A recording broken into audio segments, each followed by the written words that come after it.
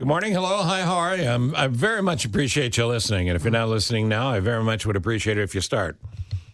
So, I'm not listening. I'm praying right now. all right, we should, because Father Tom Hurley Exactly. is standing by. Mm-hmm. We have the first Millennial Saint. So I think it's time for a sainthood tune-up. Let's go to Sainthood for Dummies and our teacher, Father Tom Hurley. Good morning, sir. Hello. Oh, you got the weak teacher right here. Yeah, well, can we have the day off? Will there be homework? Hey, you know what? Before I ask you these questions that I'm hoping will come into my head, brag about your school a little bit for a second, because you guys have turned into sports titans. I did. We did. Yeah. So I'm out at Marist, my alma mater, and this past Saturday, our boys volleyball won the state championship. Wow. And it was an exciting game against York. Amazing. Great team, and we took the championship. Cool. There you go. That's awesome. Very And exciting. then our girls softball, who were state champions last year, are in contention again. They won their super sectional last night out in Rosemont against Lincoln Way Central. So we're going downstate on Friday, and if we win Friday, we play for the championship on Saturday. So Wow. lot of good things happening. All right, so, and the girls' softball team, I assume, is not replicating the behavior of the Chicago Sky at this point. That would be a negative? Not at all. Yeah. Not at all. No. Appreciate- Our girls play with class. Very good. Yeah. Yeah, more on that Angel Reese nonsense later. St. Carlo, who is he? Carol Acutis. He was a young man. He was 15 years old when he died. Born in London to an Italian family, and then the family moved to Milan. And sadly, this young man died of leukemia in 2006. But I guess he must have been a pretty inspirational kid. And he was a kid. He loved technology. He was a programmer, and he had a beautiful love for his faith and the Eucharist. And so he's been attributed to have, been pretty significant. I guess we call miracles. And but besides that, just has influenced a lot of people because of his holy life, young life. He called the Eucharist his highway to heaven. And, Highway to heaven. And he's the first millennial to be beatified by the Catholic Church. What about that two miracles thing? Is that, who judges that? I mean, that's not the Pope, in a meeting going, yeah, that one. I mean, is there a saints council that looks into that? There is. Actually, there is. So just like there's all sorts of different divisions in business, so in the church there's all sorts of different divisions. And one of the divisions, or the, I don't know what you call it in Rome, the dicastery or something like this. But anyhow, there's some division that literally there are people assigned for the causes of sainthood. And so there are people that look into these causes. It's called a cause. And so after somebody dies, you're not a climber. You can't put yourself on the list. You can't write yourself in. It's not a write-in vote like, hey, I'm going to write myself in to be a saint. Mm-hmm. It basically is, after you die, there are people that there's like a groundswell of support to say, oh my gosh, there was something really special and significant about this person's life.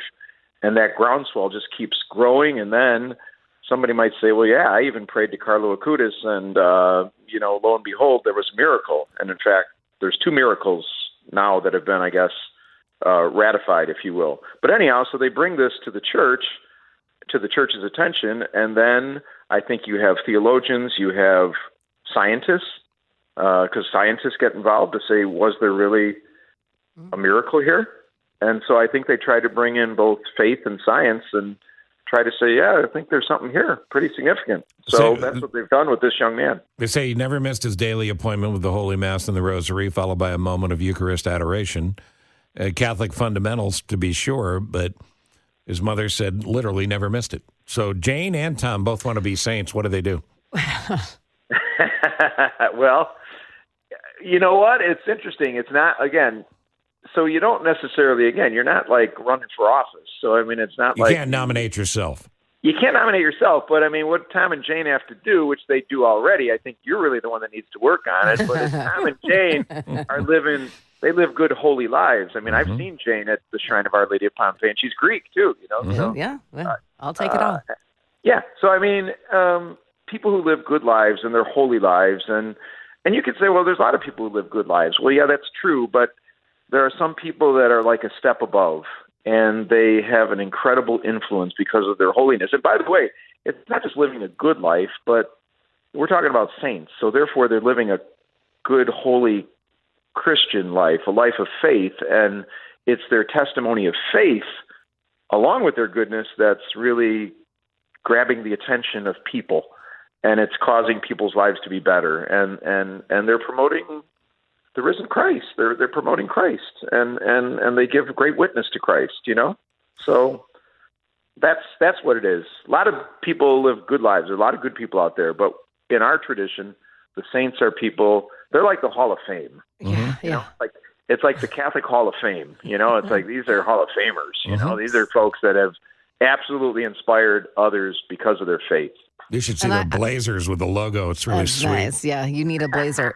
So what I love about Carlo or Carlos? Carlo. That they consider him God's influencer because, he was of the age of when social media is happening, and so he's probably posting and talking all about his faith and what he did when he was alive and going through this terrible illness. Father Tom, to be able to become a saint, like you said, you can't sign up for it. It's a kind of a groundswell of thing that people, are attesting to the fact that you are something special. Does that person have to be connected to miracles? My understanding in Sainthood 101 here is that yes, according to the church, that if somebody's going to be a saint, there has to be at least 2 miracles attributed to their life. And if it gets past, if there's a first one that is determined to be legit, then in the process, that person is called beatified. So he's still blessed Carol Acutis because he hasn't yet been celebrated. He hasn't been named a saint yet by the Pope, although he is, but the celebration hasn't happened yet. And so one miracle to be beatified, a second miracle to be canonized. So canonization is the process of becoming a saint. This kid would have been a remarkable priest. It certainly seemed like he was headed along that path in life, though at 15 you go, who knows what a young person will end up being. But he once described the Virgin Mary as the only woman in his life. He talked about wanting to utilize technology and the web to evangelize. And keep in mind, at 15, knowing he was dealing with leukemia, his doctor asked him how much pain he was in. He said, there are people who suffer much more than me. At 15. Wow. Yeah. That's, like I said, he must have had a faith that was so deep and so rich. Obviously he did. I mean, to be able to give testimony like that. And that's the other thing, too, is that, this is the first one, a millennial. Mm-hmm. This kid was only 15, only born in 1991. It's amazing. He just died in 2006. So, I mean, this is pretty significant. There must have been an incredible groundswell of people that knew of this child, as well as his mother's testimony and his own testimony because he was online. Yes. He knew computers. Right. That's the thing. That's what everybody is so... they're so gung-ho on this kid because of the fact that it's hard to argue. He's influencing young people today. Yeah. It's like when so many young people are kind of walking away from their faith, I think the church is like eager to like hold this kid up to say, hey, wait a minute. Here's a kid that's a millennial that was 15 into stuff like I read something like he was into Pokemon and programming and all. He was into normal things like a kid. But he was also an unwavering commitment to his faith. Incredible. That's why we needed your Father Tom. Well, because he was so in tune with his faith at such a young age. Do you think this is something that was learned, or this was something that he was born with? That's a really good question, but I mean, I know you can't answer it because we don't know, but it's just kind of something to think about. But I would have to think, like anything, you're kind of. This stuff just doesn't fall out of the sky. I mean, I do think that you have to be influenced by your family, by your faith. I mean, where did he learn about Christ? He had to learn something about Christ, and he practiced it. Going to the Mass every day and the Rosary. So I mean, he clearly had a calling. He had to have been introduced to that. Yeah, but he clearly had a calling, and it was special, and all those things. Yeah. And anyway, it's a good story, and I wanted you to share it with us, and thank you for being a part of the first ever edition of Sainthood for Dummies. No problem. I just wanted to say something else in terms of, like patrons, so saints become saints, and then, they're the patron saints of something, Luke.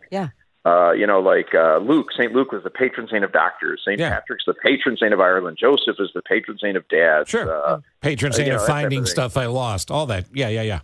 But I wanted to, because I heard you guys earlier about talking about the summertime, and things of the summer. And I just want to point something out. August 10th is the feast day of St. Lawrence.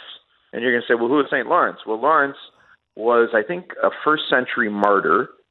And he's the patron saint of barbecues. And you're going to say, why is he the patron saint of barbecues? Because he was martyred. The Romans put him over an open spit.